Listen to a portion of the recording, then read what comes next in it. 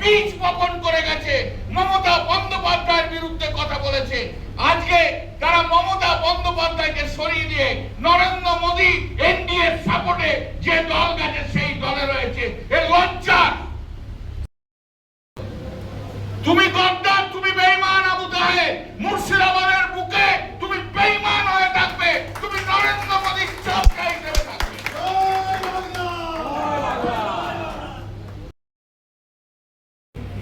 আমি কিন্তু দিদিকে বলে দিয়েছি, বেঈমানদের যদি আপনি জায়গা দেন আমি আপনার সঙ্গে থাকবো।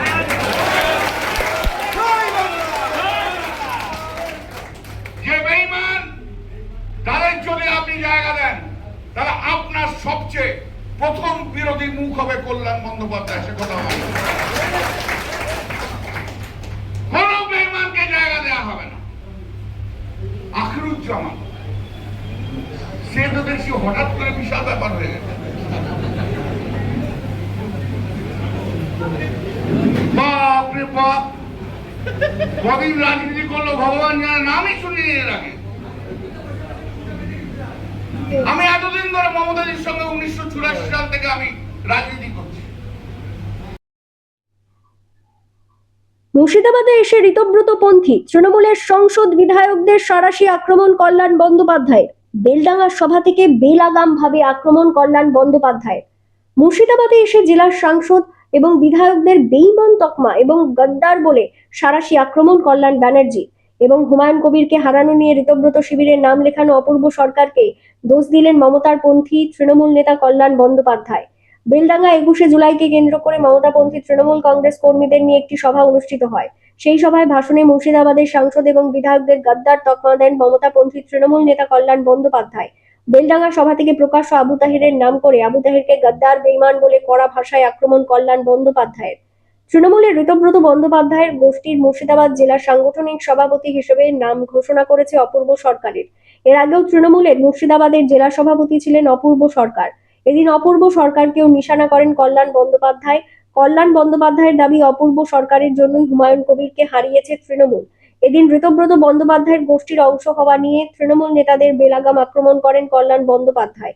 এই বিষয়ে কল্যাণ বন্দ্যোপাধ্যায় কি বলছেন বিস্তারিত শুনবো। এ বিষয়ে কল্যাণ বন্দ্যোপাধ্যায় কি বলছেন বিস্তারিত শোনাবো আপনাদের। ভিডিওটি যারা দেখছেন ভিডিওটি শেয়ার করবেন, চ্যানেলটি লাইক করবেন আর সাবস্ক্রাইব করবেন। আই লাভ মাই ইন্ডিয়া, মেরা ভারত মহান। বেলডাঙ্গা থেকে আজিমউদ্দিন শেখের রিপোর্ট, আখরিগঞ্জ নিউজ। যে চিরকাল আগে কংগ্রেসের রাজনীতির কথা বলে নিজেকে এমএলএ হয়েছিল, ধর্মনিরপেক্ষতার প্রতীক হয়ে দাঁড়িয়েছিল মুর্শিদাবাদ লোকসভা কেন্দ্রে। আমি ধর্মনিরপেক্ষ,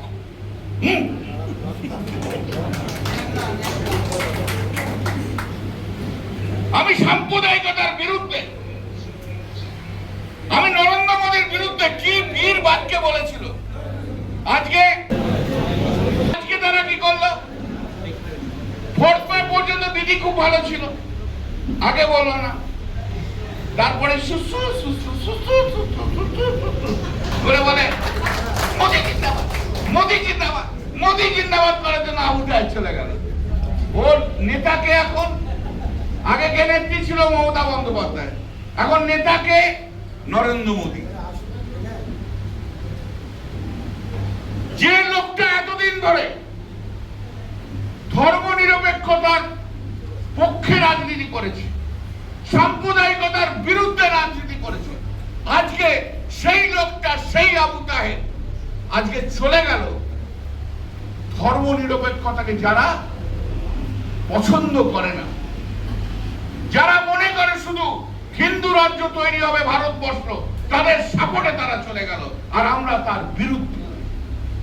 এদেশ সমস্ত ধর্মের মানুষের দেশ। এদেশ হিন্দু, মুসলমান, বৌদ্ধ, খ্রিস্টানের দেশ। এদেশের স্বাধীনতা সমস্ত ধর্মের মানুষের তাদের আত্মত্যাগ এবং বলিদানের মধ্যে দিয়ে হয়েছে।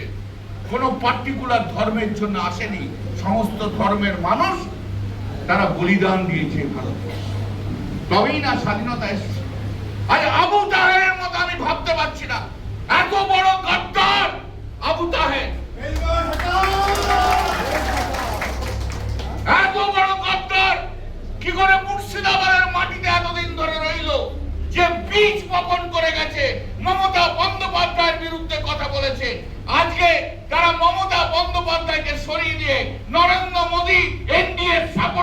যে দল গেছে সেই দলে রয়েছে। এ লজ্জা, এ লজ্জা। ইউসুফ পাঠান নয়, রাজনীতির লোক নয়, কিন্তু আবু তাহের তো রাজনীতির লোক। সে রাজনীতির লোক হয়ে কি করে করল? যার রাজনীতিতে জন্ম, যে রাজনীতিতে বড় হয়েছে, যে রাজনীতি করতে করতে এসে কখনো কংগ্রেস করেছে, তারপর তৃণমূল কংগ্রেস করেছে, বিজেপির বিরুদ্ধে লড়াই করে নিজেকে আপনাদের সামনে ভোট চেয়ে, অসুস্থ অবস্থাতে ভোট চেয়েছে, ঘুরতেও পারেনি সব জায়গায়, তবু মুর্শিদাবাদ লোকসভার মানুষ তাকে ভোট দিয়েছে। সেই মানুষগুলোর সঙ্গে বেইমানি, বিশ্বাসঘাতকতা করে গেল, এর জবাব ওকে দিতে হবে। এতদিন হয়ে গেছে, কোথাও কাউকে দেখা যায়নি। মুর্শিদাবাদের কোন অঞ্চলে ওয়ার্কার্স মিটিং করতে পারেনি। মুর্শিদাবাদের কোন অঞ্চলে কোন মানুষের কাছে যেতে পারেনি। কালকে একটা ভিডিও দেখলাম, বোধহয় জেলা পরিষদ না কোথায় এসেছে, একটা অফিসের মিটিং। যাই হোক, সে বলছে যে দিদির বৃত্তের লোকগুলো যতক্ষণ না যায়, দিদির বৃত্ত যতক্ষণ না ছাড়বে হবে না।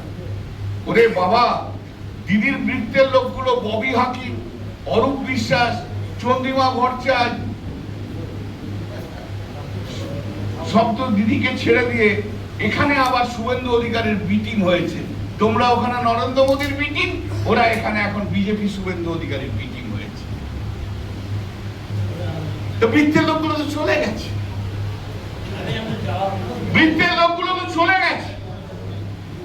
ন্যাকা সাচ্ছ, হ্যাঁ, জাস্টিফাই করার চেষ্টা করছো। তুমি গদ্দার, তুমি বেঈমান আবু তাহের। মুর্শিদাবাদের বুকে তুমি বেঈমান হয়ে থাকবে, তুমি নরেন্দ্র মোদীর চমকা হিসেবে থাকবে।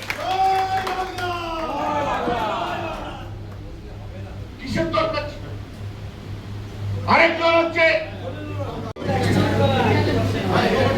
আমি তো ভাবতেই পারছি না এরকম একটা ভদ্রলোক কি করে এরকম নেমোকারাম হয়ে গেল।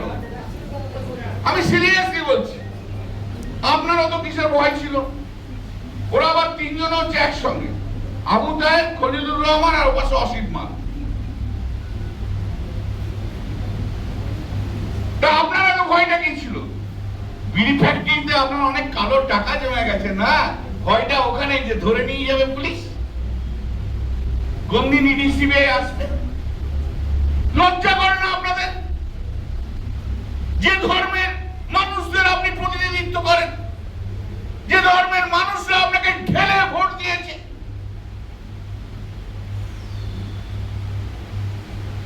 সমস্ত ধর্মের মানুষ দিয়েছে, কিন্তু আপনার ধর্মের মানুষরা তো আপনাকে 100% ভোট দিয়েছিল, তাদের সঙ্গে বিশ্বাসঘাতকতা আপনি কি করে করতে পারেন? লজ্জা করে না? কি করবেন এই বুড়ো বয়সে? অনেক টাকা তো করেছেন, কি করবেন? শান্তভাবে বেশ তো নিরীহ হয়ে বেঁচে থাকেন। ভেতরে ভেতরে যে এত প্যাঁচ আছে জানতাম না। এই লোকটাকে রাঁচিতে পুড়ছিলে, করাচিতে গাছ হয়ে বেরোবে।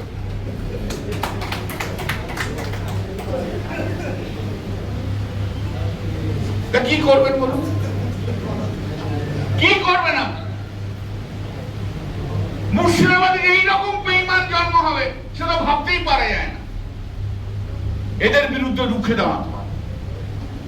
আমি আজকে প্রথম মুর্শিদাবাদে পা দিলাম রাজনৈতিক প্রোগ্রামে। আমি বারবার এই মুর্শিদাবাদ জেলায় আসছি। আমিও দেখতে চাই আগামী, আসছি ভাই, বসুন, তাহলে আপনি বলুন, আপনারাই কিছু বলে দেবেন। আমিও দেখতে চাই 2029 সালে আপনাদের কি হাল হয়, সেই জিনিসটা আমিও চোখে দেখছি।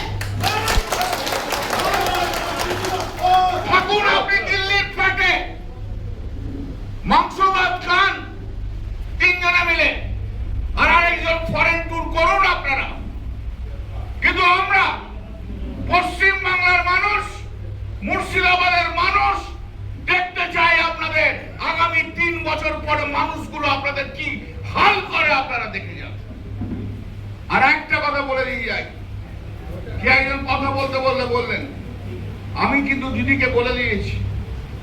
বেঈমানদের যদি আপনি জায়গা দেন, আমি আপনার সঙ্গে থাকবো।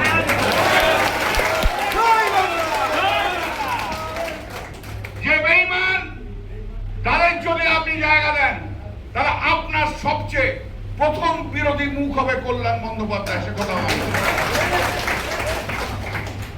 কোন বেঈমানকে জায়গা দেওয়া হবে না।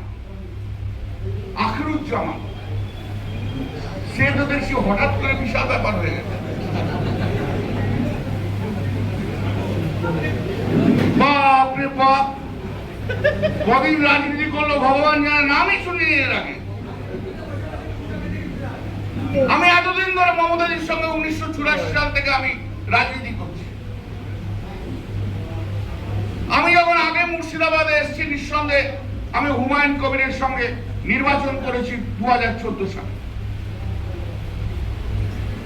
একসঙ্গে আমরা তখন ইন্দোনেশিয়ার ক্যান্ডিডেট হয়েছি, কিন্তু এর তো নামই শুনিনি কখনো।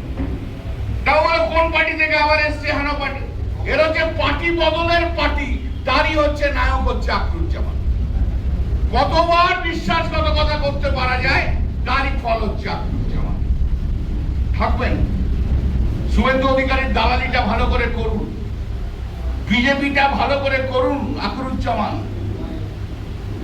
1 বছর পর আপনার চিহ্ন এই পশ্চিমবাংলার রাজনীতির ইতিহাস থেকে মুছে যাবে।